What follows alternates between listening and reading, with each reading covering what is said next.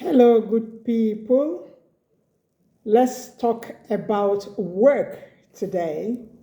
And my focus will be on house helps, housekeepers, caregivers. You know, so many of us take for granted the work that our mothers, grandmothers do, especially when, a woman has a child and then the mother-in-law or the mother goes for what we call omugo. They are rendering a particular service, isn't it? Yes, they go to help the woman, bathe the child, then do things around the house, which of course, abroad, those who go and help out, wash, clean, help the sick, they are called caregivers. And our people go abroad, they are working as caregivers and they are paid per hour and paid good money. What happens to the house girl here in Nigeria? Or what happens when somebody decides to, provide a service that will help the other person? Sometimes we just take it for granted and just say, thank you. I think we dash you this more money. No. A mere thank you cannot be enough. The Bible says that a laborer is worthy of his wages.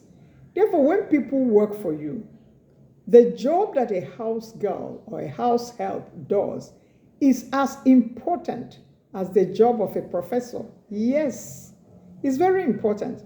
Because if you did not have the house girl taking care of your house, or house help taking care of your house, taking care of your children, you will not be able to go to your work and come back. So treat them right. The Bible says a laborer is worthy of his wages. Pay them well. Treat them with respect. There is no way that you treat your house helps with respect that they will not extend such to your children. What happens is that we have house helps. We treat them like they are nobodies. I'm prompted to do this video because I went to a particular house. They are not friends of mine. We just went there as a group to pray for this woman. And the way she was talking to the house help, 18-year-old girl, she was telling her, you just come here, come they sleep. Una get this kind of fine house. Una they eat this kind of fine food for una place. I mean, come out. When you treat people like that, you are not a true Christian. Work is worship. Let them do their job. Pay them well, not just the mere thank you and dehumanizing attitude that some people give to their house helps. This is why, little wonder why we find that these house helps connive with outsiders to come and steal, and then to some have been known to poison the entire family. Why? Because we're not treating them right. Now, treat them right. Do your best. Some of them may just take you for granted, but it doesn't matter. Treat them right. Respect their job. Pay them. They should be well remunerated so that you can now say, okay, I've done my best.